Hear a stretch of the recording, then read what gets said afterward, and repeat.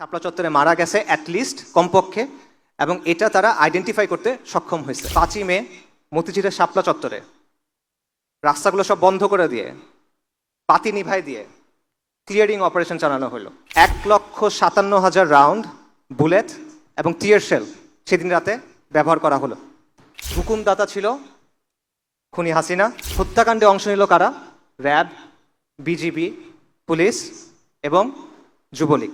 হাসিনা সংসদে দাঁড়ায় বলছিল যে ওরা রং মেখে শুয়েছিল ওখানে, কেউ মারা যায় না ওখানে। এটা তারা বলল যে 61 জন মানুষ শাপলা চত্বরে মারা গেছে অ্যাটলিস্ট কমপক্ষে। শাপলা কেবলমাত্র শাহবাগের প্রতিক্রিয়া না, শাপলা কেবল একদিনের আন্দোলন না, শাপলা হলো ফিরিঙ্গিদের চাপায় দেওয়া সেকুলার ব্যবস্থার বিরুদ্ধে, ফিরিঙ্গিদের চাপায় দেওয়া নিজামের বিরুদ্ধে বিদ্রোহ করে নিজামে ইসলাম কায়েম করার তামান্না।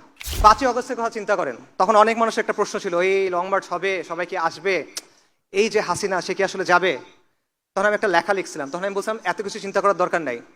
কে ডাক দিল, কে ডাক দিল না, কে কালকে থাকলো, কে কালকে থাকলো না, এগুলো নিয়ে চিন্তা করেন না, রাস্তায় নেমে যান। ইতিহাস সাক্ষ্য দেয় এখানে 550 বছর মুসলিমদের শাসন ছিল, ইনশাল্লাহ এখানে আবার ইসলামী শাসন কায়েম হবে। রাখছে তোমারি ভাই, মিটাবে জুলুম চিরতরে, তাকে কোথা খুঁজে বলো পাই। বিসমিল্লাহ ওয়াসসালাতু ওয়াসসালামু আলা রাসূলিল্লাহ ওয়া আলা আলিহি ওয়া সাহবিহি ওয়া সাল্লামা তাসলিমান কাসীরা, আম্মা বাদ। রাব্বি ইশরাহ লি সাদরি ওয়া ইয়াসসির লি আমরি ওয়াহলুল উকদাতাম মিন লিসানি ইয়াফকাহু কওলি। আসসালামু আলাইকুম ওয়া রাহমাতুল্লাহি ওয়া বারাকাতুহু। আলহামদুলিল্লাহ, আমরা আজকে সবাই এই মজলিসে সহি সালামতে এসে উপস্থিত হতে পারছি, এজন্য আমরা মহান আল্লাহ শুকরিয়া আদায় করি।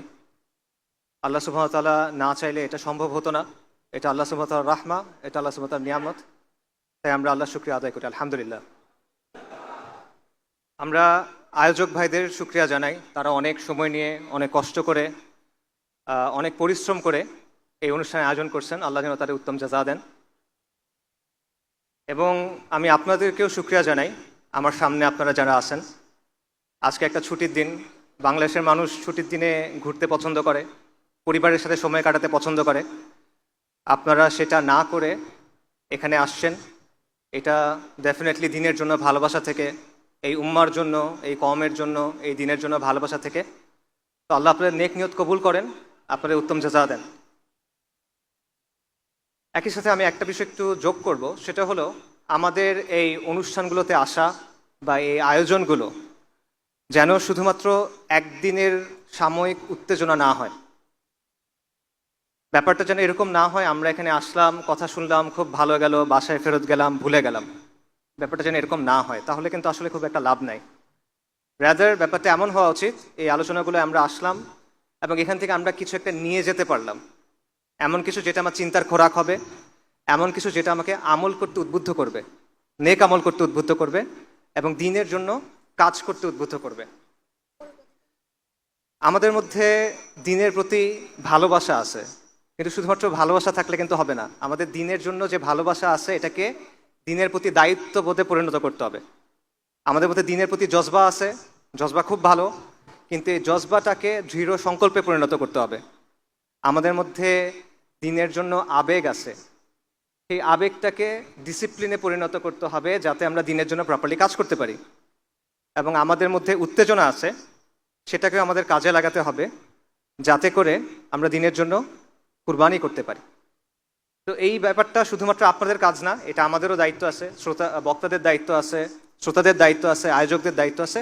বাট ইন জেনারেল আমি এই কথাটা বললাম এবং আমি দোয়া করি আল্লাহ আজ্জা ওয়াজাল যেন আমাদের এই চেষ্টাটা, আমাদের এই প্রচেষ্টা, আমাদের এই কথা, কষ্ট করে এখানে আসা, এটা কবুল করেন।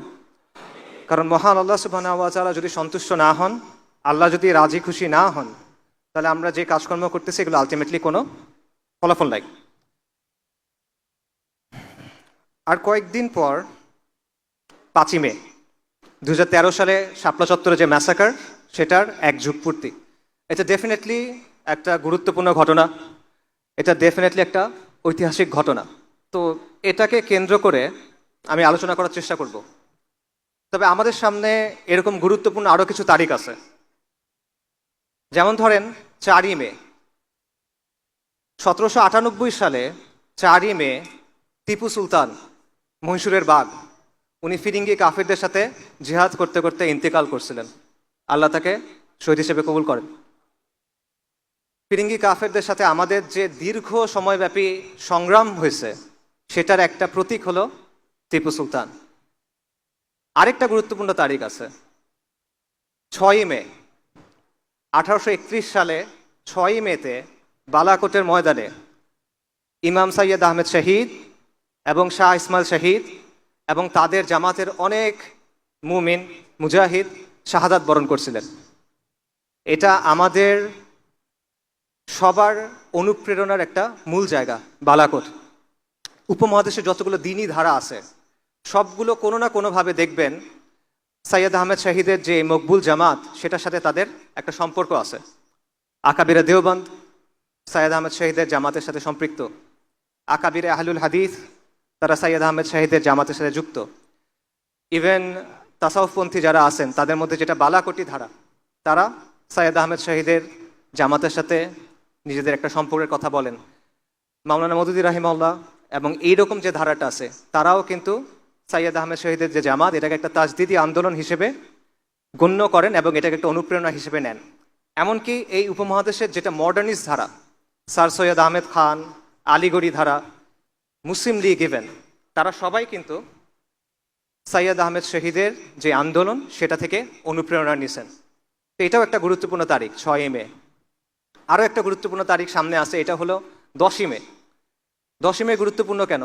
কারণ 1857 সালে এই 10ই মেতে পুরো ভারতবর্ষে হিন্দুস্তানে মহা অভ্যুত্থান হয়েছিল, যেটাকে ব্রিটিশরা সিপাহী বিপ্লব বলে বা সিপাহী বিদ্রোহ বলে। এটা আসলে সিপাহী বিদ্রোহ ছিল না, এটা ছিল ফিরিঙ্গি শাসনের বিরুদ্ধে হিন্দুস্তানের মানুষের, বিশেষ করে মুসলিমদের একটা সশস্ত্র অভ্যুত্থান। তো এটাও আমাদের আজাদির যে সংগ্রাম সেটার খুব গুরুত্বপূর্ণ একটা অধ্যায়। এবং এই সবগুলো তারিখ দেখেন কাছাকাছি পড়ে গেছে, 4ই মে, 5ই মে, 6ই মে, 10ই মে। এবং আমি মনে করি এটা শুধুমাত্র তারিখগুলো কাছে পড়া না, এই ব্যাপারগুলো আসলে একটা আরেকটার সাথে জড়িত। টিপু সুলতানের যে সংগ্রাম, সৈয়দ আহমেদ শহীদের যে সংগ্রাম, 1857 সালের সশস্ত্র অভ্যুত্থান, মহা অভ্যুত্থান এবং শাপলা চত্বরের যে ঘটনা, এই সবগুলো আমি মনে করি একই সুতোয় গাঁথা। শুধু এই ঘটনা না, এরকম আরও অনেক ঘটনা আছে যেগুলো একই সিলসিলার অংশ, এবং এটাই হলো আমাদের আজাদির আন্দোলনের ধারাবাহিকতা, এবং এটা নিয়ে আমার আজকের আলোচনা। তো আমি বলছিলাম যে শাপলা দিয়ে শুরু করব, তাই শাপলার ঘটনা নিয়ে অল্প একটু কথা বলি। আপনারা সবাই জানেন, তাও আমি অল্প কিছু বলি। 2013 সালে শাপলা চত্বরের ঘটনা ঘটে, মতিঝিলে শাপলা চত্বরের ম্যাসাকার ঘটে। বেসিক্যালি আওয়ামী লীগ যুদ্ধাপরাধের বিচারের নামে একটা প্রহসনের ট্রাইব্যুনাল চালু করে।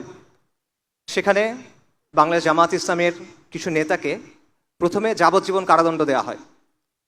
এটার প্রতিবাদে বাংলাদেশে সেকুলারদের সবচেয়ে উগ্র যে অংশটা, তারা শাহবাগে একটা জমায়েত শুরু করে এবং তারা ফাঁসির দাবি করে। এটাকে সমর্থন দেয় কে? আওয়ামী লীগ সরকার। আওয়ামী লীগের ট্রাইব্যুনাল, সেই ট্রাইব্যুনালের রায়, সেটার বিরুদ্ধে প্রতিবাদ হচ্ছে, সেটাকে পৃষ্ঠপোষকতা করতেছে আওয়ামী লীগ। এবং মিডিয়ার মাধ্যমে, সাংস্কৃতিক অঙ্গনের মাধ্যমে ব্যাপক হাইপ তোলা হয়, একটা উন্মাদনা তৈরি করা হয়, এবং পেছন থেকে এখানে সমর্থন দেয় কলকাঠি নাড়ে ভারত। এটা হলো শাহবাগের গণজাগরণ মঞ্চ। হেফাজতুল ইসলামের যে উত্থান, সেটা ঘটে অন্য একটা কারণে। সেটা কি? শাহবাগে তারা নানা ধরনের অশ্লীলতা করে, নানা ধরনের বেহায়াপনা চলে, বাঙালি সংস্কৃতির নামে নানা পৌত্তলিক কার্যক্রম চলে। কিন্তু মূল যে ট্রিগার ছিল সেটা হলো গণজাগরণ মঞ্চের যে অর্গানাইজাররা ছিল, যারা এর আয়োজক ছিল, এদের মধ্যে গুরুত্বপূর্ণ একটা অংশ ছিল ইসলাম বিদ্বেষী, ভয়ঙ্কর রকমের ইসলাম বিদ্বেষী। তারা বিভিন্ন ব্লগে আল্লাহ রসুল সাল্লাল্লাহু আলাইহি ওয়াসাল্লাম, সাহাবায়ে কেরাম রাদিয়াল্লাহু আনহুম আজমাইন এবং আমাদের আম্মা উম্মাহাতুল মুমিনিন রাদিয়াল্লাহু আনহুম আজমাইন, তাদের নিয়ে প্রচণ্ড অশ্লীল কটূক্তি করে। যখন এই গণজাগরণ মঞ্চের আয়োজকদের একজন নিহত হয়, তখন এই বিষয়গুলো সামনে চলে আসে এবং তখন হেফাজতে ইসলামের উত্থান ঘটে। হেফাজতে ইসলাম 13 দফা দাবি নিয়ে সামনে আসে, যার মধ্যে প্রধান দাবি ছিল এই ইসলাম অবমাননাকারীদের শাস্তি এবং ব্লাসফেমি আইন প্রণয়ন। একদিকে সরকারের পৃষ্ঠপোষকতায় গণজাগরণ মঞ্চের আন্দোলন চলতেছে, অন্যদিকে সারা বাংলাদেশের ধর্মপ্রাণ মুসলিমরা সকল ঘরানার তারা হেফাজতে ইসলামের আন্দোলনকে সমর্থন দিচ্ছে। হেফাজতে ইসলামের আন্দোলনের বিভিন্ন কর্মসূচি আসলো। এপ্রিলে লং মার্চ হলো 6 এপ্রিল। তারপর 5ই মে ঢাকা অবরোধ কর্মসূচি ঘোষণা করা হলো।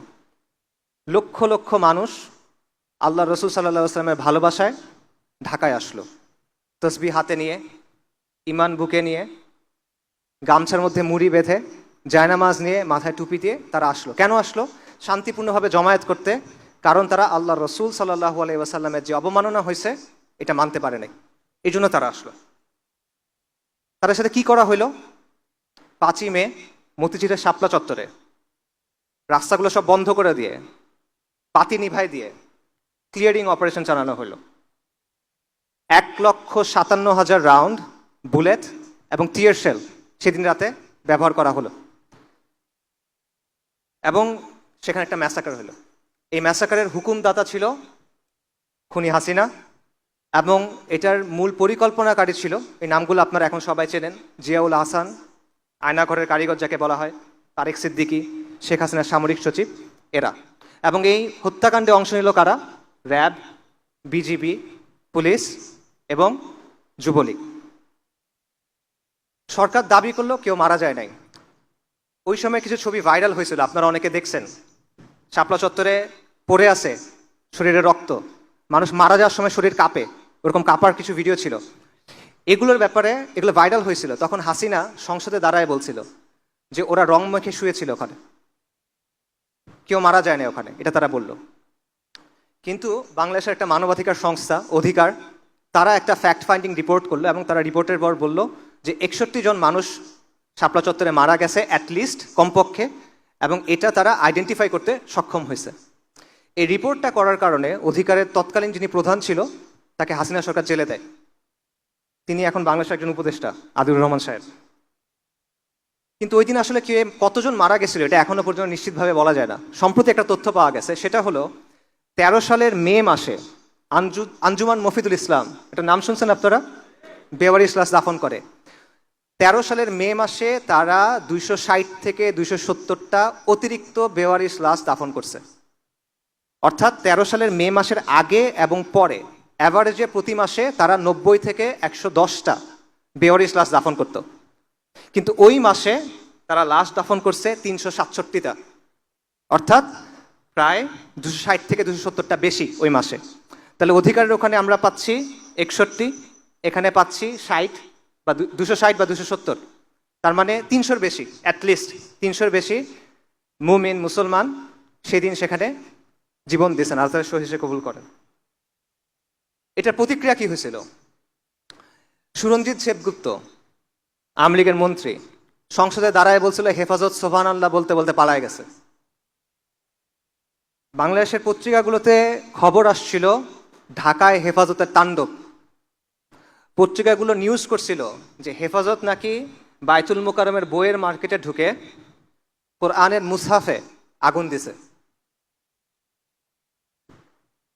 যারা ভিকটিম, এই মিডিয়া তাদেরকে আগ্রাসী হিসেবে প্রেজেন্ট করলো। যারা আল্লাহ রসুল সাল্লাল্লাহু আলাইহি সাল্লামের সম্মানের জন্য আসছিল তাদেরকে অপবাদ দিল তারা নাকি কোরআনে আগুন দিছে, নাউজুবিল্লাহ। এবং এত মানুষের নিয়ে কোনো কথা হইল না, তারা হা হুতাশ করলো কি, ঢাকার রাস্তার ডিভাইডারের উপর যে গাছগুলো লাগানো হয় সেই গাছ কাটা হয়েছিল, তারা এটা নিয়ে হা হুতাশ করলো। 300 জনের বেশি মানুষ মারা গেল, এটা নিয়ে কথা নাই। ঢাকার রাস্তায় গাছ কাটা হয়েছে, এটা নিয়ে তাদের আফসোস। এটা হলো আমাদের দেশের সুশীল সমাজ, এটা হলো আমাদের দেশের মিডিয়া, এটা হলো আমাদের দেশের সাংস্কৃতিক অঙ্গনের বাস্তবতা। এই শহীদদের মধ্যে একজন ছিল বুয়েটের ছাত্র রেহান আহসান।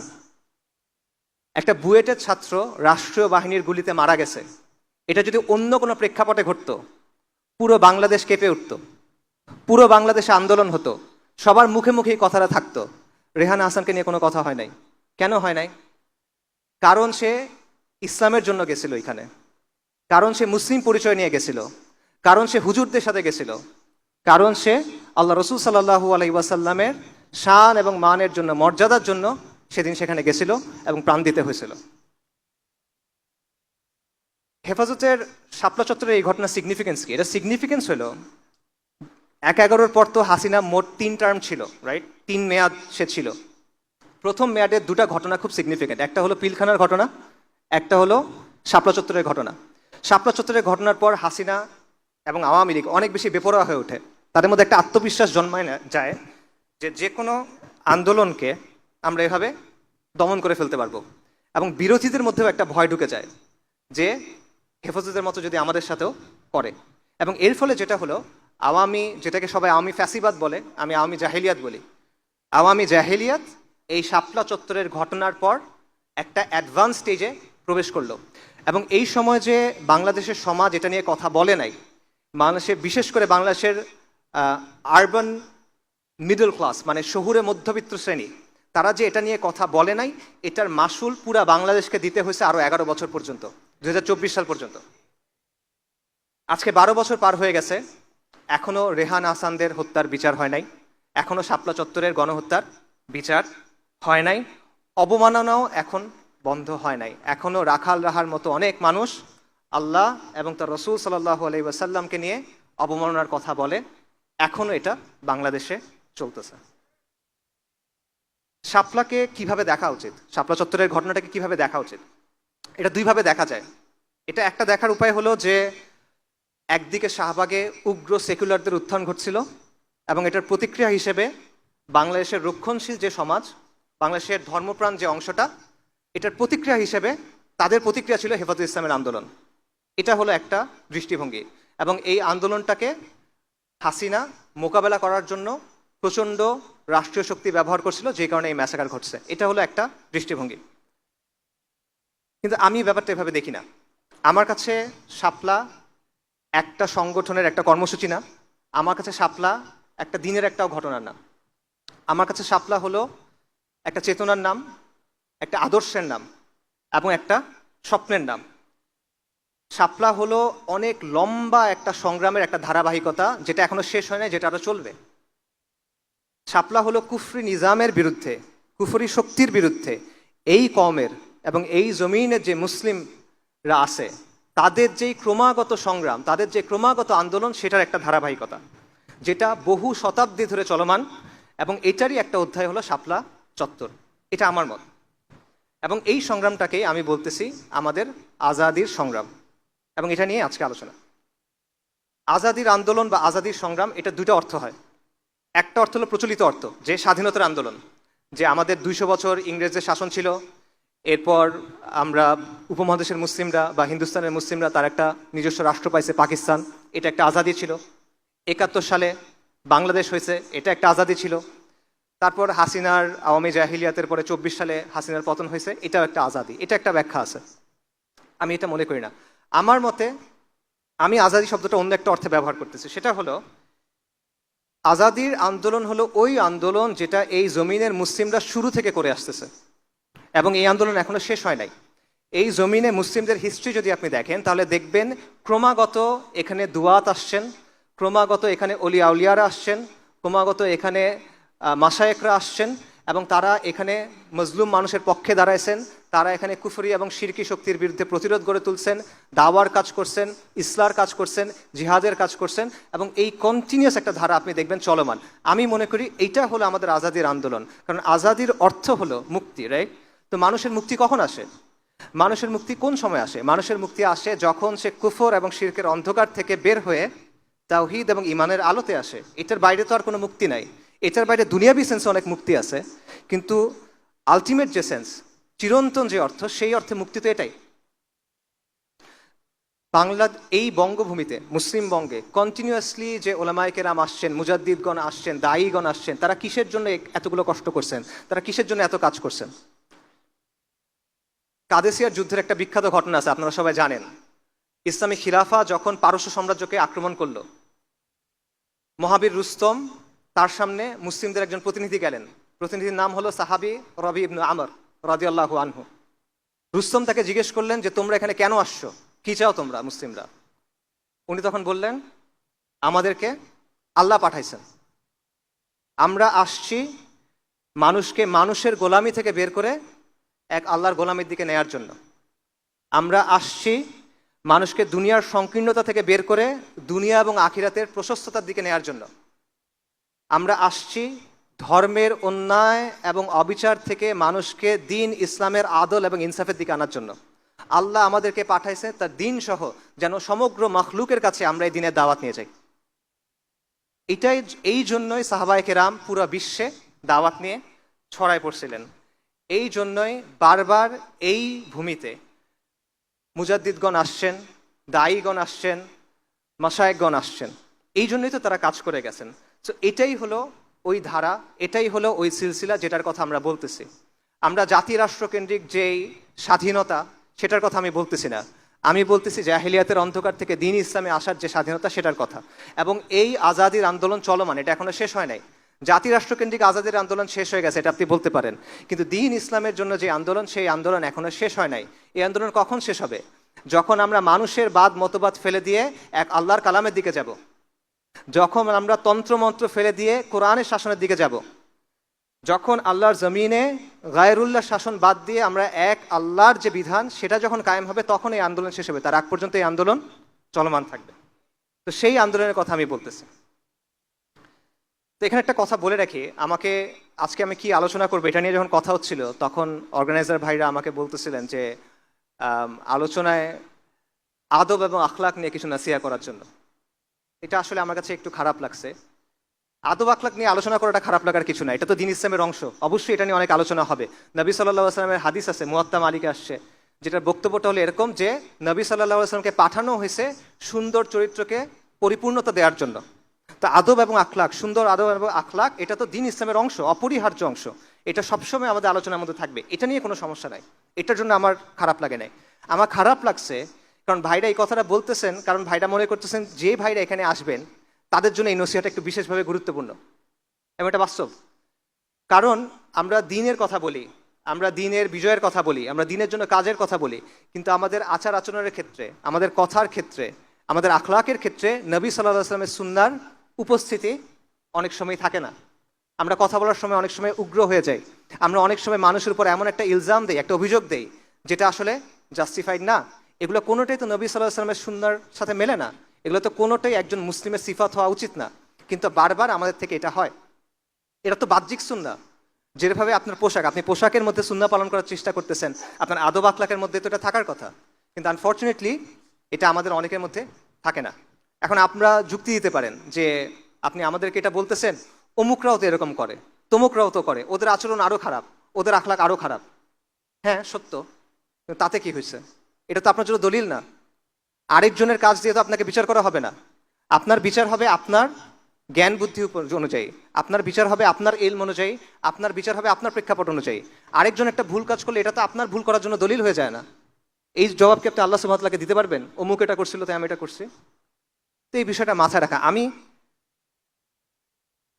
আপনাদের আদব আখলাক নিয়ে নাসিহা করবো না আসলে। এটা আপনারা নিয়মতান্ত্রিকভাবে ওলামায়ে কেরামের কাছ থেকে শুনবেন, জানবেন, দেখবেন, দেখে শিখবেন, বই পড়বেন। আমি যেটা করব সেটা হলো আপনাদেরকে আপনাদের যে শেকড়, আপনার যে পরিচয়, আপনাদের যে বংশ, সেটা চেনে দিব।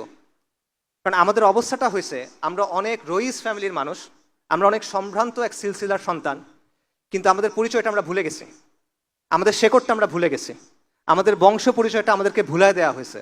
এবং আমাদের অবস্থা হয়েছে সব কিছু ভুলে আমরা পথে ঘাটে ঘুরে বেড়াচ্ছি এবং আমাদের আচরণ ওরকম হয়ে গেছে। তো এই কারণে আমি আপনাদেরকে আপনাদের বংশটা, আপনাদের পরিচয়টা, আপনাদের আত্মপরিচয়ের শেকড়টা চেনাই দিব। তারপর আপনারা সিদ্ধান্ত নেবেন আপনার আচরণ কেমন হওয়া উচিত, আপনার কাজ কেমন হওয়া উচিত, আপনার কথা কেমন হওয়া উচিত।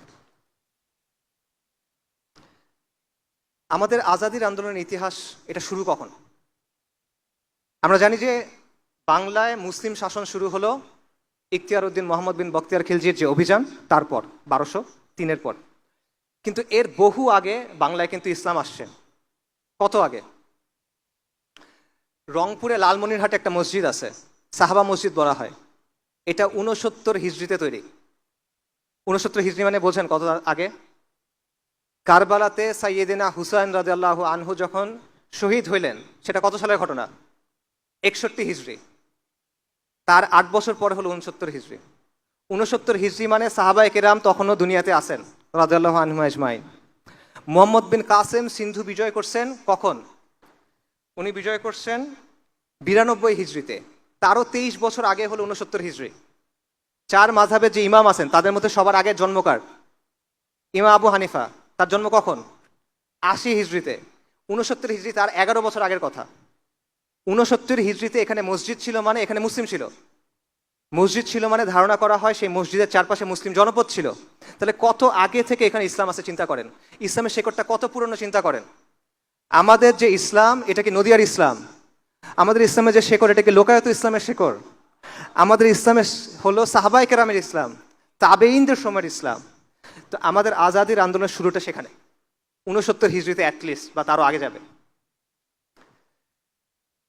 এবং এই সময়ের পরে মুসলিম শাসন কায়েম হওয়ার আগেও শত শত বছর ধরে বহু দায়ী, বহু মাশায়েখ, বহু অলি আউলিয়া এই জমিনে আসছেন। তারা এখানে দাওয়াতের কাজ করছেন, ইসলাহার কাজ করছেন, সংগ্রাম করছেন, জিহাদও করছেন। এবং এরকম অনেক ঘটনা আপনারা জানেন, এরকম অনেক ঘটনা বাংলায় প্রচলিত আছে। আমি আপনাদের কয়েকটা এক্সাম্পল দিই। যেমন বাবা আদম শহীদের নাম আপনারা অনেকে হয়তো বা শুনবেন, বিশেষ করে বিক্রমপুর, মুন্সিগঞ্জ এই অঞ্চলের মানুষ যারা। তার ব্যাপারে প্রচলিত আছে যে সেন রাজাদের যখন শাসন চলতেছিল তখন তারা মুসলিমদের উপর অনেক বেশি অত্যাচার করত। এই অত্যাচারের খবর জেনে বাবা আদম শহীদ একটা সেনাবাহিনী নিয়ে এখানে আসছিলেন তাদের সাথে ফাইট করার জন্য। এবং সেই যুদ্ধে তিনি শহীদ হয়ে যান, কিন্তু তিনি শহীদ হয়ে যাওয়ার পর পুরো বিক্রমপুরের মানুষ ইসলাম গ্রহণ করে। এটা প্রচলিত আছে। এটা কখনের ঘটনা? এটা হলো 1200 শতাব্দীর ঘটনা। আপনারা হজরত শাহ মাখদুম রহমতুল্লাহ আলাইহি তার কথা জানেন, বিশেষ করে রাজশাহীর মানুষ তার কথা জানবেন। তার হিস্ট্রি কি? তার ব্যাপারে প্রচলিত আছে যে ওই সময়ের যে হিন্দু রাজারা ছিল বা পৌত্তলিক রাজারা ছিল তারা অনেক বেশি অত্যাচার করতো এবং তারা নানা ধরনের পূজা করতো। তারা নরবলি দিত, মানুষকে পূজার জন্য জবাই করতো সহজ ভাষায়। এবং সাধারণ মুসলিমরা খুব পেরেশান ছিল, তাদের সাহায্য করার জন্য শাহ মাকদুম আসছিলেন। তার ব্যাপারে বলা হয় তিনি পদ্মার তীরে একটা কেল্লা তৈরি করছিলেন এবং এই যে মজলুম মানুষ সেখানে এসে আশ্রয় নিত এবং এটার নাম হয়ে যায় মাখদুম নগর। এবং পরবর্তীতে তিনি মুসলিমদের একটা বাহিনী নিয়ে এই রাজাদের বিরুদ্ধে ফাইট করেন। এটা কখনের কথা? এটাও 1200 শতাব্দীর কথা। আপনারা হজরত শাহজালাল রহমতুল্লাহ আলাইয়ের কথা জানেন। তিনি সিলেটে কেন আসছিলেন? রাজা গৌরগোবিন্দ ছিল, তার শাসনামলে একজন মুসলিম তার ছেলের আকিকা করছিল গরু জবাই দিয়ে, বলা হয় তার নাম বুরহান উদ্দিন। এটা যখন রাজা শুনছে ওই ছেলেকে মেরে ফেলছে এবং মুসলিমদের উপর অত্যাচার করা শুরু করছে। এই খবর শুনে সুলতান ফিরোজ শাহ বাহিনী পাঠাচ্ছেন যে একে পরাজিত করার জন্য, কিন্তু পরাজিত হচ্ছে না। তখন হজরত শাহজালাল, হজরত শাহপরান এবং তার সাথে আরো 300 জনের বেশি তারা আসছেন এবং আল্লাহর ইচ্ছায় পরাজিত করছেন। কাজেই আপনি দেখেন যে এরকম আরো অনেক দায়ীগণ বাংলায় আসছেন, দাওয়াতি কাজ করছেন, তারা সাধারণ মানুষের পাশে দাঁড়াইছেন, তারা নানাভাবে নানা বাধার মোকাবেলা করছেন। এবং বাংলায় মুসলিম শাসন প্রতিষ্ঠার অনেক আগেই এইখানে ইসলামের জন্য লড়াই শুরু হয়ে গেছিল, যার প্রমাণ আমি আপনাদের কয়েকটা ঘটনা মাত্র বললাম। যুগে যুগে আউলিয়াগণ, দায়ীগণ, মুজাহিদগণ, মুজাদ্দিদগণ এই লড়াইটা চালায় গেছেন। এটা আমাদের আজাদির আন্দোলনের ধারাবাহিকতা। এবং এই যে তাদের মেহনত, এই যে তাদের কুরবানি, এটার ফলে কি হলো? 1203 সালে ইখতিয়ার উদ্দিন মোহাম্মদ বিন বখতিয়ার খিলজি রাহিমাহুল্লাহ তিনি বাংলা দখল করলেন। তার দখল করাটা এটা হঠাৎ ঘটে যাওয়ার ঘটনা না ভাই, এটা হলো এই যে দীর্ঘ মেহনত, এই যে দীর্ঘ কষ্ট, এই যে দীর্ঘ কুরবানি, এটার ফলে এই অঞ্চলটা উর্বর হয়েছিল ইসলামের জন্য। এবং এটা যখন উর্বর হয়েছে তখন বাইরে থেকে যখন সাহায্য আসছে, আলহামদুলিল্লাহ এখানে মুসলিমরা কর্তৃত্ব অর্জন করছে। এবং এর 100 বছরের মধ্যে সমগ্র বাংলা মুসলিম শাসনের অধীনে চলে আসছে। এবং বাংলায় 550 বছর মুসলিমদের শাসন ছিল।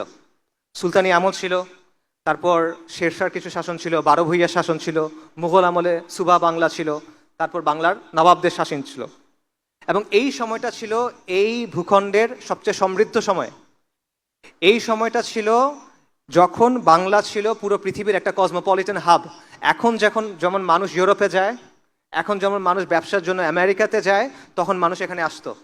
ইবনে বতুতার বিখ্যাত লেখা আছে রেহলা, সেখানে উনি এই বাংলার ব্যাপারে আলোচনা করছেন। উনি বলতেছেন যে এটার মতো জায়গায় আমি আর দেখি নাই। এখানে যে যত ডাইভার্স, এত বিভিন্ন পণ্য পাওয়া যায় এটা আমি আর কোথাও দেখি নাই, এত কমে কোথাও পাওয়া যায় এটা আমি দেখি নাই। একজন ফ্রেঞ্চ পর্যটক আছে, সে বলছে বাংলা হলো প্রাচুর্যের জায়গা, প্রাচুর্যের জমি। এখান থেকে যে পরিমাণ জিনিস রপ্তানি হয় আর কোনো জায়গা থেকে আমি দেখিনি এত জায়গা জিনিস রপ্তানি হতে। এটা ছিল এই বাংলা।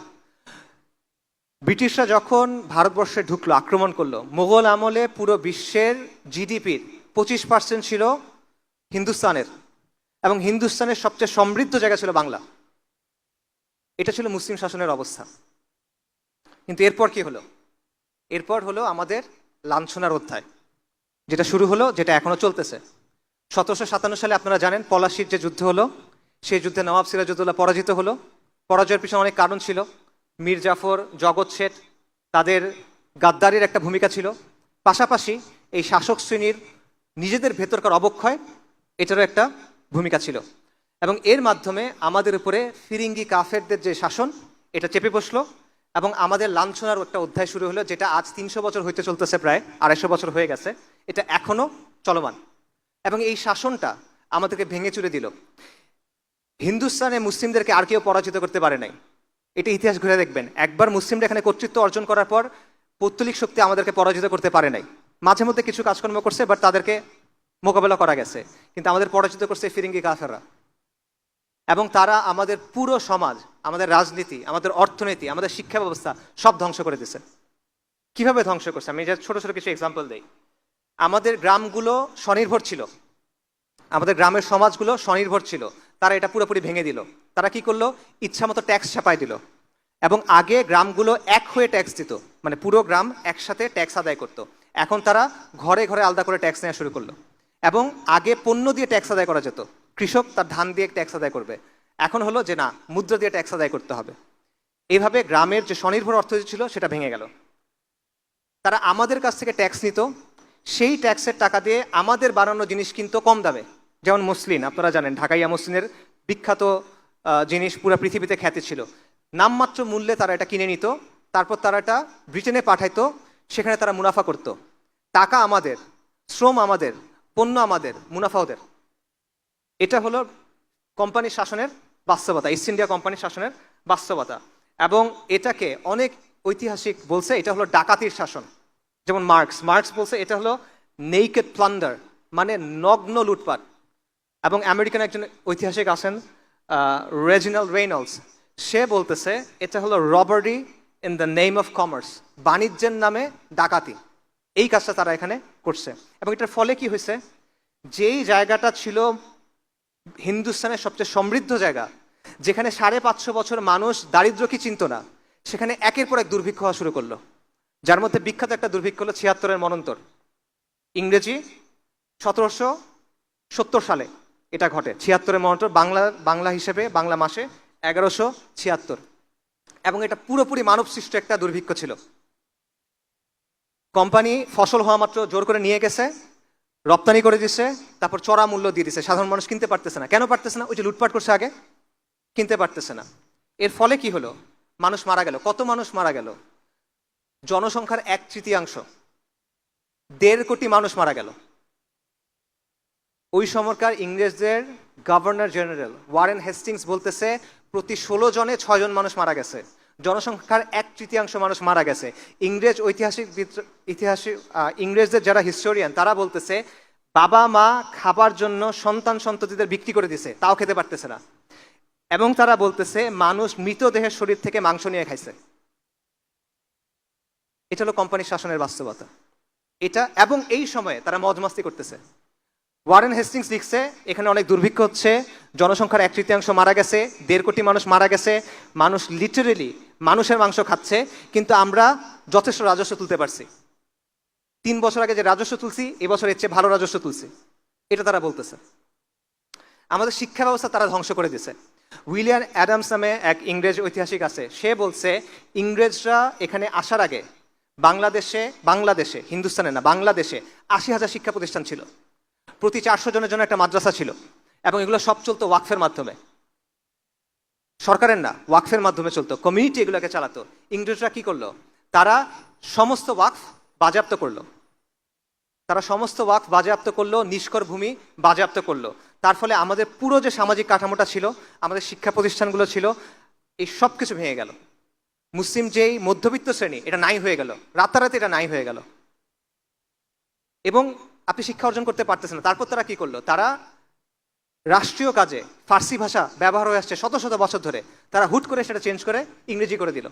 মুসলিম তো ইংরেজি পারে না, সে ফার্সি পারে, তো কাজে সে যেতে পারতেছে না, সিস্টেম্যাটিক্যালি এক্সক্লুডেড। এবং তারা নতুন একটা জমিদার শ্রেণী তৈরি করলো, চিরস্থায়ী বন্দোবস্ত সূর্যাস্ত আইন, এটা আপনারা অনেকে নিশ্চয়ই পড়ছেন।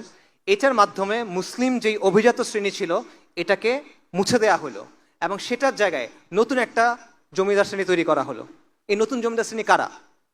এরা হলো যাদের নাম হলো দেব, যাদের নাম হলো মিত্র, যাদের নাম হলো বসাক, যাদের নাম হলো শীল।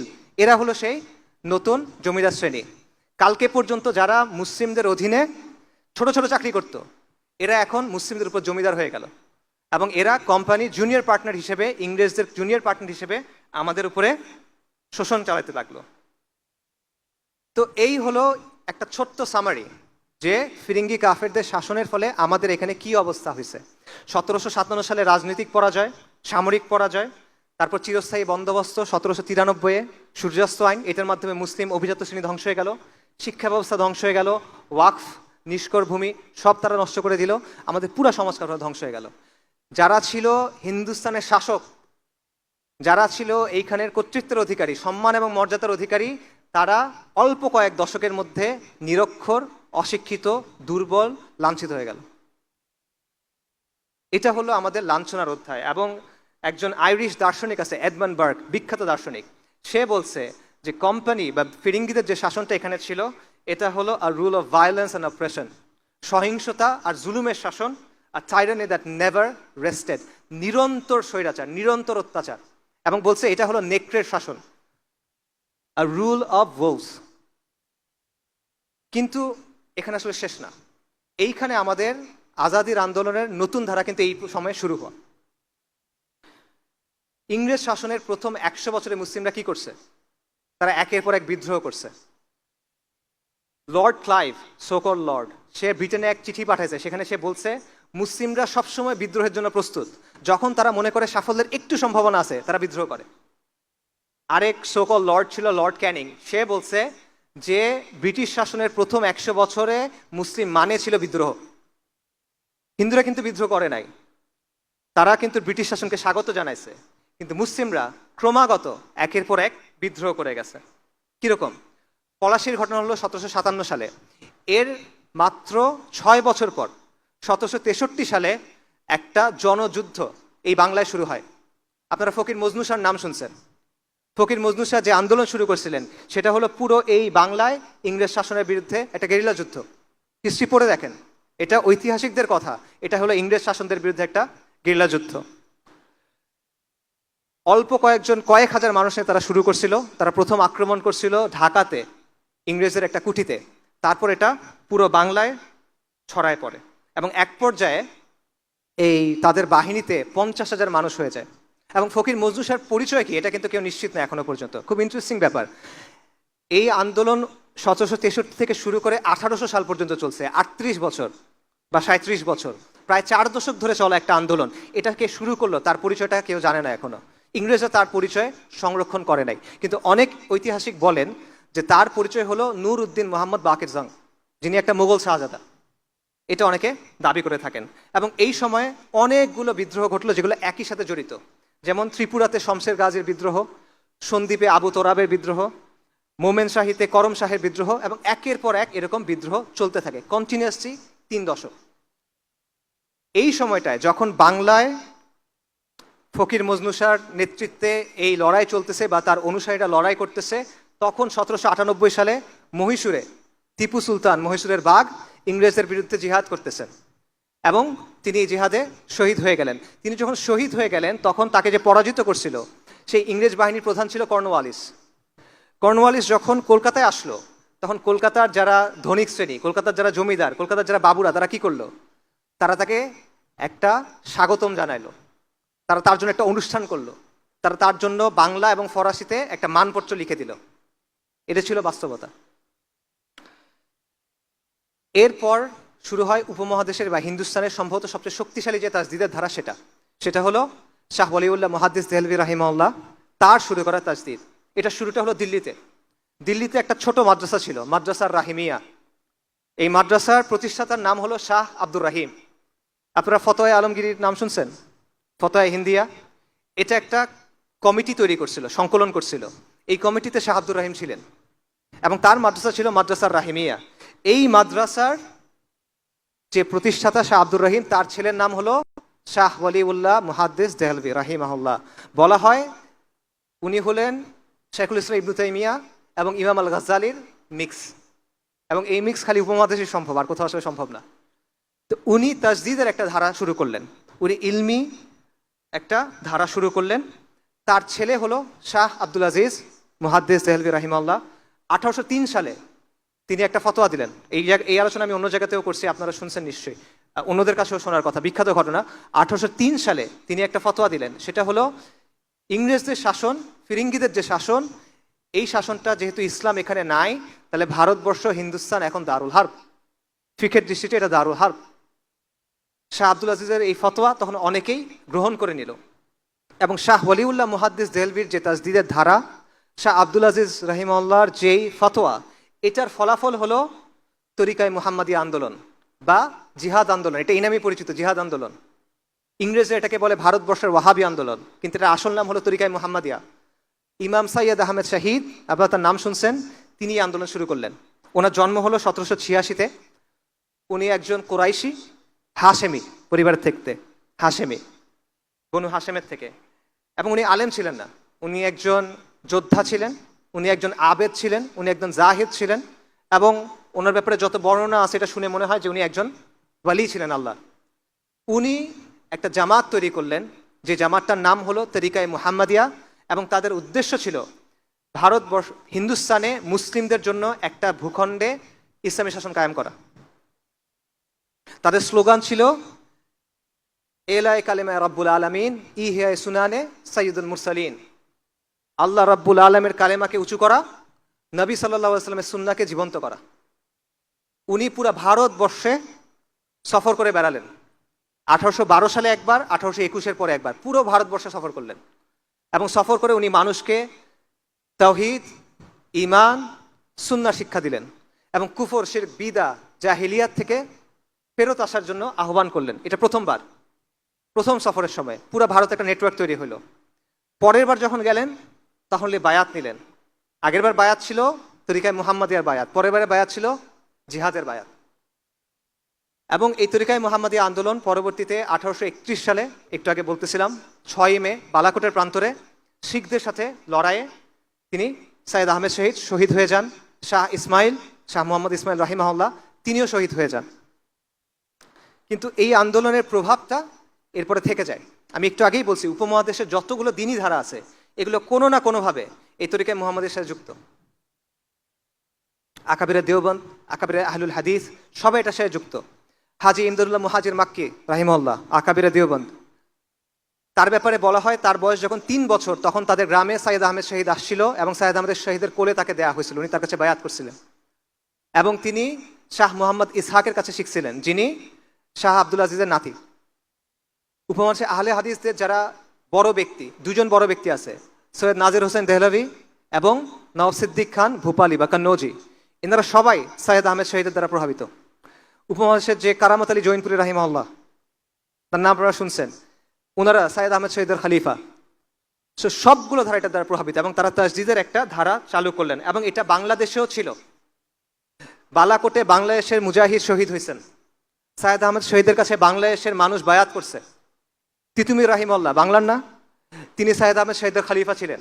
তিনি সাইয়্যেদ আহমেদ শহীদের সাথে হজে গেছিলেন, এবং সাইয়্যেদ আহমেদ শহীদের একজন বিখ্যাত খলিফা ছিলেন মাওলানা ইনায়েত আলী। উনি বাংলাদেশের এই যে উত্তরবঙ্গের যে এরিয়াটা, এখানে এসে দীর্ঘ সময় দাওয়া করছেন। এবং বাংলাদেশের যে মানুষ, বাংলাদেশের ছোট ছোট গ্রামের মানুষ, তারা মুষ্টি বলতো, এটা ছোট ছোট করে চাল দিত, প্রত্যেক ঘর থেকে চাল দিত। কেন? ওনারা জিহাদ করবেন, এই জিহাদের জন্য আমরা এটা দিচ্ছি। বাংলাদেশের মা বোনেরা তারা তাদের অলংকার দিত, কেন? মুজাহিদদের জন্য এটা দাও। এবং বাংলাদেশের ঘরের গরু বাছুর বিক্রি করে তারা মুজাহিদদের জন্য এটা দিত। ডেইলি স্টারের যে সম্পাদক আছে মাহফুজ আনাম সাহেব, তার বাবা আবুল মনসুর আহমেদ, তার একটা বই আছে আমার দেখা রাজনীতির 50 বছর। ওই বইয়ের প্রথম চ্যাপ্টারে দেখবেন ওনারা সাইয়্যেদ আহমেদ শহীদের জামা, তাদের যে জামা, এই জামার কিছু গান ছিল, নাশিদ ছিল, সেই একটা নাসির ওই বইয়ের একদম শুরুতে উনি লিখছেন, কারণ ওনাদের গ্রামে এটা প্রভাব ছিল তখনও। এটা হলো সৈয়দ আহমেদ শহীদের আন্দোলনের প্রভাব।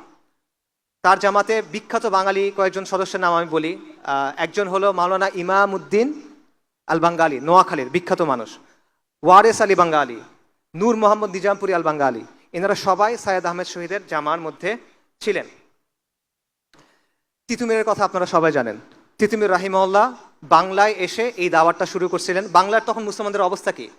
মুসলমানরা তখন ধুতি পরে, মুসলমানদের নাম হিন্দুদের মতো, মুসলমানদের নামের শুরুতে শ্রী যোগ করে, পূজার জন্য মুসলমানদের কর দিতে হয়, মসজিদ বানাতে হলে হিন্দুদের গিয়ে কর দিতে হয়, এরকম একটা অবস্থা। এবং মুসলমানরা হিন্দুদের অনুকরণ করতেছে সব কিছুর মধ্যে। এই অবস্থায় তিতুমির রাহিমাহুল্লাহ এসে কোরআন সুন্নাহর দাওয়াত দিলেন, কুফর শিরক বিদা ফাহিশার বিরুদ্ধে দাওয়াত দিলেন। এবং তিনি মুসলিমদের বললেন যে তোমাদের নাম এরকম হইতে হবে, তোমরা ধুতি বন্ধ করে এই পড়ো, লুঙ্গি পড়ো। এই বিষয়গুলো তারা তখন করলেন এবং তার চারপাশে বিরাট একটা জামাত তৈরি হয়ে গেল। এবং যখন জামাত তৈরি হয়ে গেল তখন এই হিন্দু জমিদাররা তার বিরোধিতা করলো, তাদের বিরুদ্ধে অ্যাটাক করা শুরু করলো। এবং তখন নারিকেল বাড়িয়াতে একটা বিরান মসজিদ ছিল, সেইখানে তারা একটা কেল্লা তৈরি করলো, যেটার নাম হলো বাঁশের কেল্লা। এবং খণ্ড খণ্ড যুদ্ধ হলো, যেখানে তারা ইংরেজ আর্মিকেও পরাজিত করলো। 1830 নভেম্বর থেকে 1831 নভেম্বর পর্যন্ত 24 পরগনা এবং নদিয়ার বিশাল এলাকা তিতুমির রাহিমাহুল্লাহ যে জামাত দখল করে রাখছিল। এবং তিনি সেখানে ইসলামী শাসন কায়েম করছিলেন, তিনি নিজেকে বাদশা ঘোষণা করছিলেন এখানে।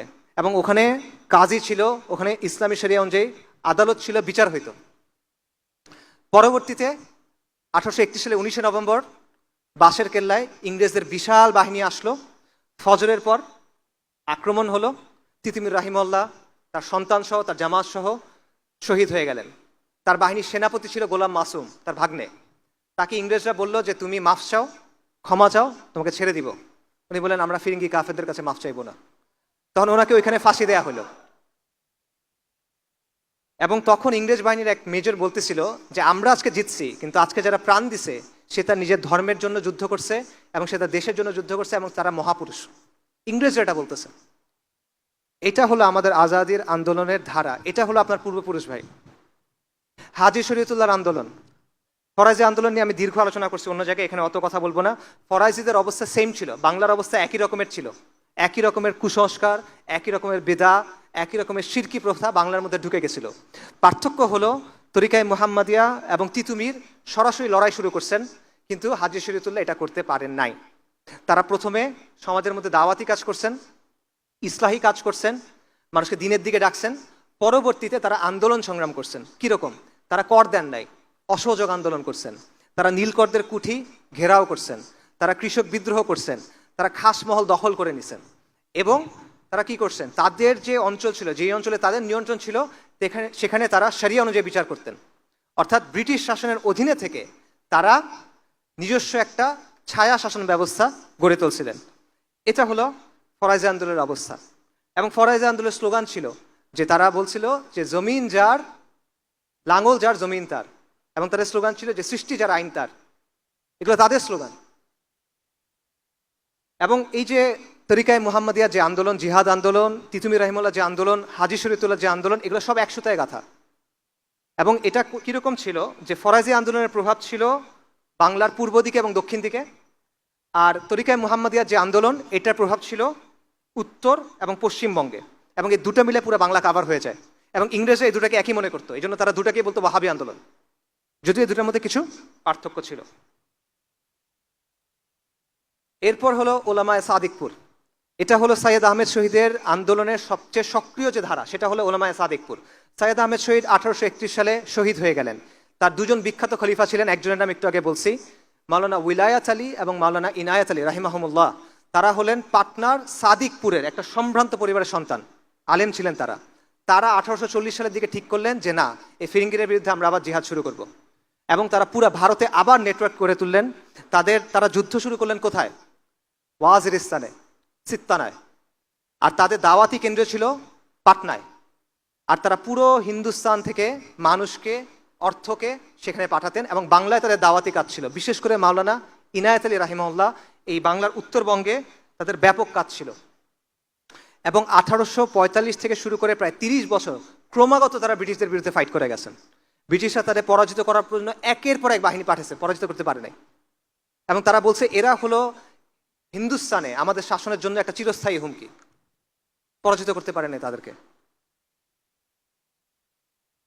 এবং বাংলায় যেটা বললাম, তরিকায়ে মুহাম্মদিয়ার যে আন্দোলন, মাওলানা উলামায়ে সাদিকপুরের যে আন্দোলন, সেটার আহ, অবস্থান ছিল এবং তাদের এখানে দাওয়াতি কাজকর্ম ছিল, যেটার প্রভাব এখনো বিদ্যমান। এবং শেখ ডক্টর আসাদুল্লাহ গালিব, তার একটা থিসিস আছে, সেখানে তিনি বলতেছেন যে মাওলানা ইনায়েত আলী দাওয়াতের কারণেই এই অঞ্চলগুলো এখন আহলে হাদিস, কারণ তাদের মধ্যে প্রোটো আহলে হাদিস কিছু ব্যাপার ছিল।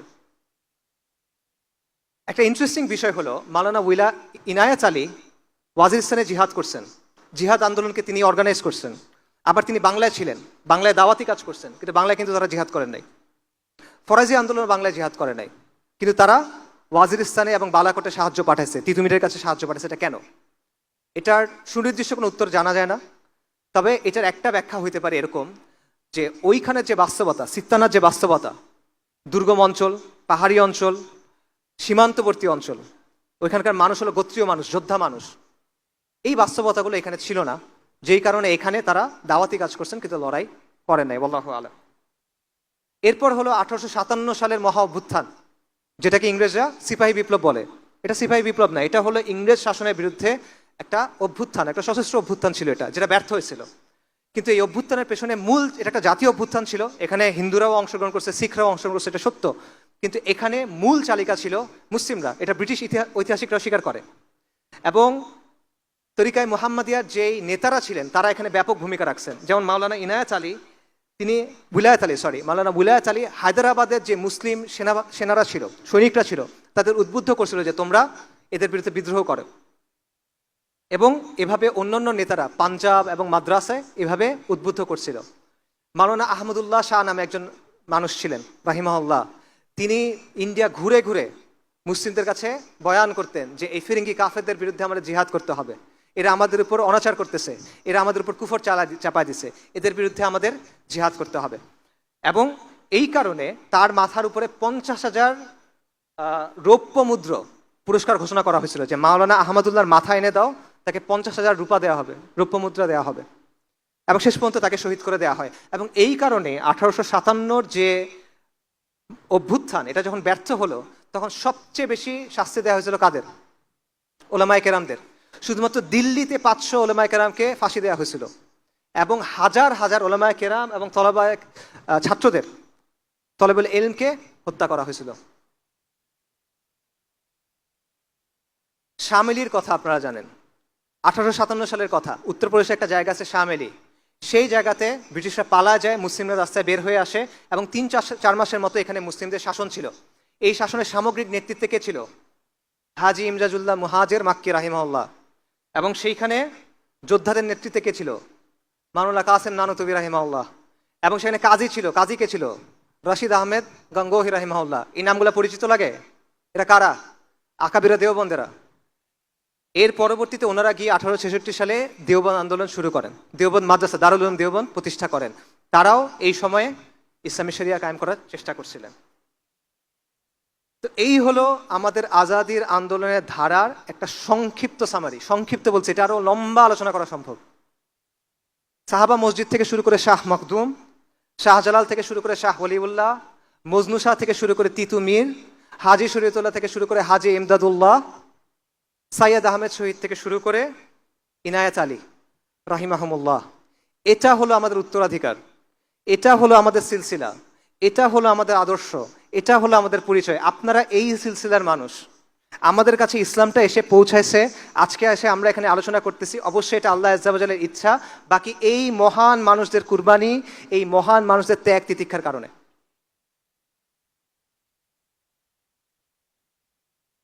আমি একটা বিষয়ে অনেক সময় চিন্তা করি, সেটা হলো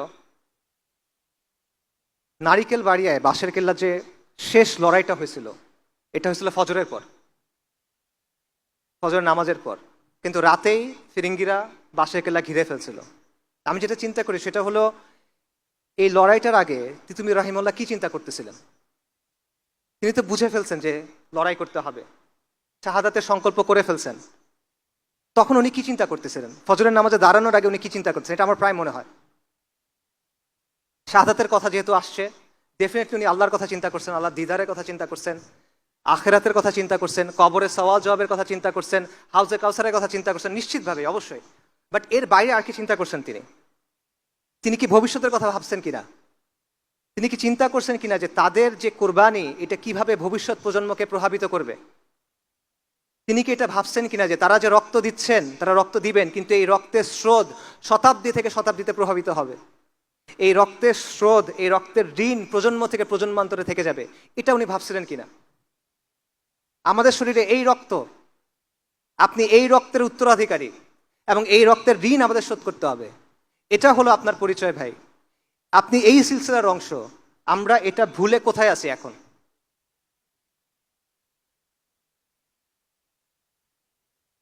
চিন্তা করে দেখেন, ওনারা যদি দেখতো যে এত কুরবানির পর আজকে মুসলমানের ছেলেরা তারা কাফেরদের অনুকরণ করতেছে, তারা মুশরিকদের অনুকরণ করতেছে, তাদের কাছে আসলে কেমন লাগতো? চিন্তা করে দেখেন যে তারা যদি দেখতে, ওদের কথা বাদ দেন, যারা দিনের কথা বলে, যারা দিনকে বিজয়ী করার স্বপ্ন দেখে, তাদের আচার আচরণের মধ্যে নবী সাল্লাল্লাহু আলাইহি ওয়াসাল্লামের সুন্নাত নাই, তাদের আদব আখলাকের মধ্যে নবী সাল্লাল্লাহু আলাইহি ওয়াসাল্লামের সুন্নাত নাই, দিনের জন্য সিরিয়াসনেস নাই, খালি জজবা আছে, সাময়িক উত্তেজনা আছে, এটা যদি তারা দেখতেন তাদের কাছে কেমন লাগতো?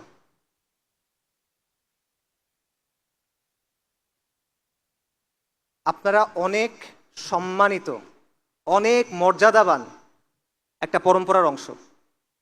আমরা অনেক মর্যাদাবান একটা সিলসিলার অংশ। আমরা অনেক বড় গৌরবের উত্তরাধিকারী, কিন্তু এটা আমরা বুঝি না, এটা আমরা উপলব্ধি করি না। এই জিনিসটা ভাই আমরা উপলব্ধি করার জন্য চেষ্টা করি।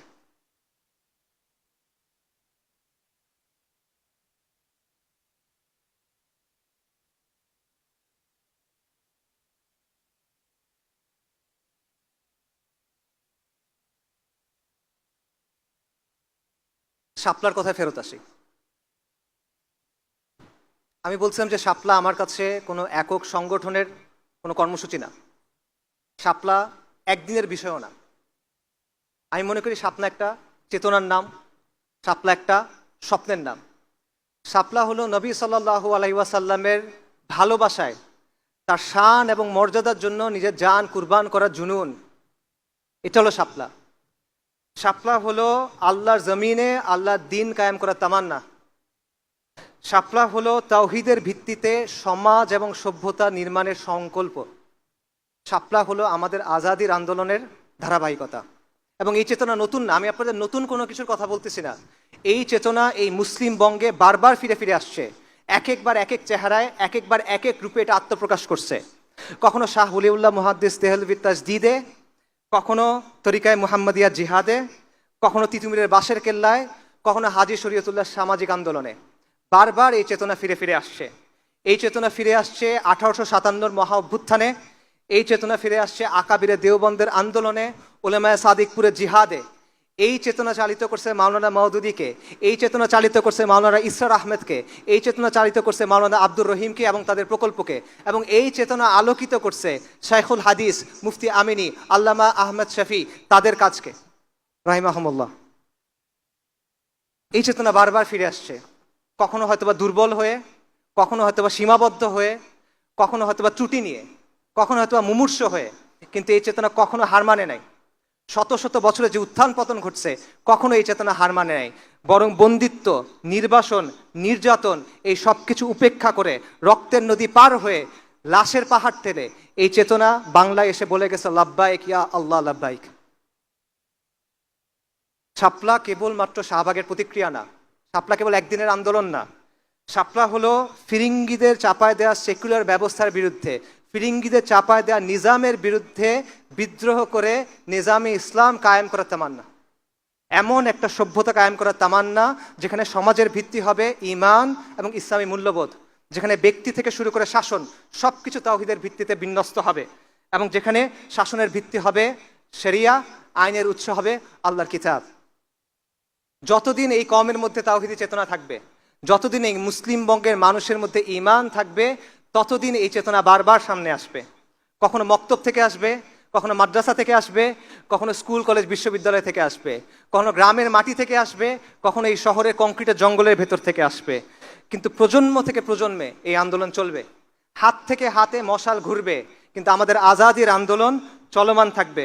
এবং যতদিন পর্যন্ত এই অঞ্চলের মানুষের মধ্যে ঈমান থাকবে, তাওহীদের অনুসারীরা এই মাটিতে খুঁটি গেড়ে বলবে লাব্বাইক ইয়া আল্লাহ লাব্বাইক। এই আন্দোলন চলবে যতক্ষণ পর্যন্ত এই জমিনে আল্লাহর দিন কায়েম না হয়, এবং ইনশাআল্লাহ এই জমিনে আল্লাহর দিন কায়েম হবে।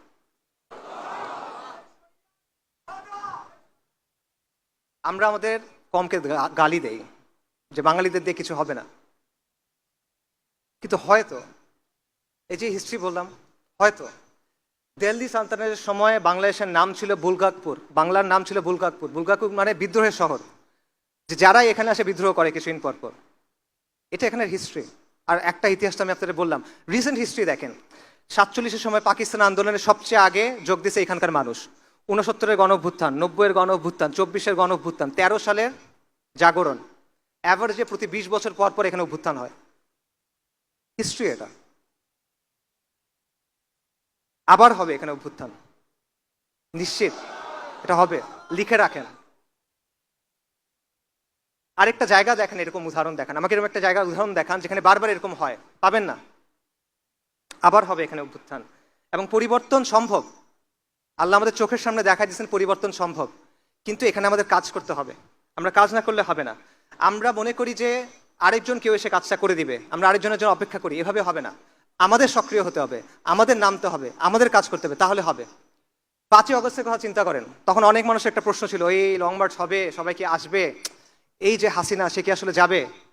তখন আমি একটা লেখা লিখছিলাম, তখন আমি বলছিলাম এত কিছু চিন্তা করার দরকার নাই। কে ডাক দিল, কে ডাক দিল না, কে কালকে থাকলো, কে কালকে থাকলো না, এগুলো নিয়ে চিন্তা করেন না। রাস্তায় নেমে যান, আপনি আগায় যান, ইনশাল্লাহ ইতিহাস হয়ে যাবে। আলহামদুলিল্লাহ ইতিহাস হয়ে গেছে। আমরা যখন নামি, আমরা যখন কাজ করি, তখন পরিবর্তন হয়ে যায়, এটা বাস্তবতা। কিন্তু যদি আমরা সত্যিকারের পরিবর্তন চাই, এরকম পরিবর্তন না যেগুলো হয়ে আসছে, প্রকৃত পরিবর্তন চাই, তাহলে আমাদের দীর্ঘমেয়াদী পরিকল্পনা করতে হবে। ওই যে বললাম, আমাদের দিনের জন্য ভালোবাসা আছে, এটাকে দায়িত্বে পরিণত করতে হবে। জজবা আছে, এটাকে দৃঢ় সংকল্পে পরিণত করতে হবে। উত্তেজনা আছে, এটাকে সুশৃঙ্খল কাজে পরিণত করতে হবে, তা না হলে হবে না। সো এই জমিনে, এই শহরে আবার একদিন অভ্যুত্থান হবে, ইন্তিফাদা হবে, লিখে রাখেন ইনশাআল্লাহ। কিন্তু সেটাকে আমরা বিপ্লব পর্যন্ত নিয়ে যাব কিনা, এটা নির্ভর করবে আমাদের উপরে। আমরা যদি দিন ইসলামের ভিত্তির উপরে প্রস্তুতি গ্রহণ না করি, আল্লাহ প্রেক্ষাপট তৈরি করে দিবেন, নিশ্চিত থাকেন, আমি বারবার বলছি নিশ্চিত থাকেন, আল্লাহ প্রেক্ষাপট প্রস্তুত করে দিবেন। কিন্তু আপনি যদি প্রস্তুতি গ্রহণ না করেন, আরো 10টা অভ্যুত্থান হবে, আরো 10 লাখ মানুষ জীবন দিবে, কিচ্ছু হবে না। আমাদের রক্ত দিয়ে ইতিহাস লেখা হবে, কিন্তু আমরা ওই ইতিহাসে আমাদের নাম থাকবে না, যেরকম আমাদের এখন থাকে না। এটা হলো বাস্তবতা। তো এটা একটা লম্বা পথ, এটা একটা দীর্ঘ পথ, এবং এটা হলো এমন পথ যেই পথের ধারে অনেক রথী মহারথী পড়ে থাকে, কঠিন পথ। এই পথে হাঁটবেন কিনা এটা আপনারা চিন্তা করেন, নিজেকে প্রশ্ন করেন, সিদ্ধান্ত নেন। ওই যে বললাম, আলোচনাগুলো যেন এমন হয়, আয়োজনগুলো যেন এমন হয়, বাসায় গিয়ে যেন কিছু নিয়ে যেতে পারেন, নিজেকে যেন প্রশ্ন করতে পারেন, নিজেকে প্রশ্ন করেন এই পথে আপনি যেতে চান কিনা, এই পথে আপনি আগাতে চান কিনা। এই কথাটা মনে থাকবে, নিজেদের শেকড়ের কথা মনে থাকবে, এই সিলসিলার কথা মনে থাকবে। অনেকে বলে যে আসিফ আদনান তরুণদের মাথা নষ্ট করতেছে। কিভাবে করতেছে? সে তার আদর্শ প্রচার করার মাধ্যমে তরুণদের মাথা নষ্ট করতেছে। এইটা হলো আমার আদর্শ। এই যে বললাম, এটা আমার আদর্শ। আমাদের আজাদির আন্দোলনের যে ধারাবাহিকতা, এটা আমার আদর্শ, আর কোনো কিছু না। আমি এখানে দাঁড়ায় যেটা বলি, আমি দরজার পেছনে একই কথাই বলি। আপনাদের মাথা নষ্ট হয়েছে? যদি আজকের পরে আপনাদের ভাইকে কখনো তুলে নিয়ে যায় কোনো গোয়েন্দা সংস্থা, তখন এই কথাগুলো মনে থাকবে? কোনটা মনে থাকবে, আমার কথা নাকি আমার কথাগুলা? আমাকে মনে না থাকলে সমস্যা নাই, হাসবুনাল্লাহু ওয়া নি'মাল ওয়াকিল। কথাগুলো যেন মনে থাকে, কারণ এইটা আমাদের অতীত, এটা আমাদের ভবিষ্যৎ, এটা আমাদের বর্তমান। এই যে ধারাবাহিকতা, এটা আমাদের ডেস্টিনি। এটা ছাড়া আমাদের কোনো মুক্তি হবে না ভাই, সম্ভব না। ইতিহাস সাক্ষ্য দেয় যে এই জমিনে 1000 বছর ধরে ইসলাম আছে। ইতিহাস সাক্ষ্য দেয় এই জমিনের মানুষ শতাব্দীর পর শতাব্দী ইমানের জন্য সংগ্রাম করে গেছে। ইতিহাস সাক্ষ্য দেয় এখানে 550 বছর মুসলিমদের শাসন ছিল, ইনশাল্লাহ এখানে আবার ইসলামী শাসন কায়েম হবে। আমাদের আজাদির আন্দোলন পূর্ণতা পাবে ইনশাআল্লাহ, এবং এই দিনকে বিজয়ী করা, এটা আমাদের ম্যানিফেস্ট ডেস্টিনি। আমাদের আর কোনো পারপাস নাই এই দিনকে বিজয়ী করা ছাড়া। আমাদের পেছনে কারা দাঁড়ায় আছে? এটা একটা কাফেলা, এই কাফেলার পেছনে কারা দাঁড়ায় আছে বলেন? শাহ ওয়ালিউল্লাহ, শাহ জালাল, সৈয়দ আহমেদ শহীদ, তিতুমির, শরীয়তুল্লাহ, মাওলানা উলায়াত আলী, মাওলানা ইনায়াত আলী, আকাবিরে দেওবন্দ, তারা আমাদের পেছনে দাঁড়ায় আছেন। আর এই কাফেলার শেষ মাথা কোথায় বলেন? এই কাফেলার শেষ মাথায় কারা দাঁড়ায় আছে? আল মালহামাতুল কুবরার যে বরকতময় কাফেলা, সেটা দাঁড়ায় আছে আপনার সামনে। আমাদের সামনে এই রাস্তা কোথায় গিয়ে শেষ হয়েছে? আল মাহাদি আল মুনতাজারের যে আবির্ভাব, সেখানে গিয়ে শেষ হয়েছে। সাইয়েদানা ঈসা ইবনে মারইয়াম আলাইহিমুস সালাতু ওয়াস সালাম, তার যে আবির্ভাব, সেখানে গিয়ে এটা শেষ হয়েছে। এই আন্দোলন চলমান থাকবে। আর প্রতিশ্রুতি আল্লাহ দিছেন সাফল্যের। এই প্রতিশ্রুতি গ্রহণ করেন, এই দায়িত্ব গ্রহণ করেন। শাপলা চত্বরের রক্ত আপনাদেরকে ডাকে, বালাকোটের রক্ত আপনাদেরকে ডাকে, বাঁশের কেল্লার রক্ত আপনাদের ডাকে, সিত্তানার রক্ত আপনাদেরকে ডাকে, পলাশির রক্ত আপনাদের ডাকে, বদর, উহুদ, খন্দক, মুতার যে রক্ত, সেটা আপনাকে ডাকে। এই রক্তের সাথে গাদ্দারি করেন না। এই রক্তের দাবি পূরণ করতে হবে, এই রক্তের ঋণ আমাদের পূরণ করতে হবে। এটা মুসলিম বঙ্গ, আমরা মুসলিম। আল কোরআন আমাদের মুক্তির মহাসনদ। আমি আপনাদেরকে ডাকতেছি, আপনারা ওই ইতিহাসের সৈনিক হন যেটা আমাদের বিজয়ের দিকে নিয়ে যাবে। আপনারা ওই সভ্যতা নির্মাণের সৈনিক হন যেটা আমাদের বিজয়ের দিকে নিয়ে যাবে। আপনারা এই পথে আসেন। আল্লাহ আপনাদের মহা সাফল্যের প্রতিশ্রুতি দিয়েছেন। আমার প্রতিশ্রুতি না, আল্লাহ আজ্জা ওয়া জাল্লা আমাদের প্রতিশ্রুতি দিয়েছেন। উলাইকা হিজবুল্লাহ, আলা ইন্না হিজবুল্লাহি হুমুল মুফলিহুন। ওয়া মা আলাইনা ইল্লাল বালাগ। আসসালামু আলাইকুম ওয়া রাহমাতুল্লাহ।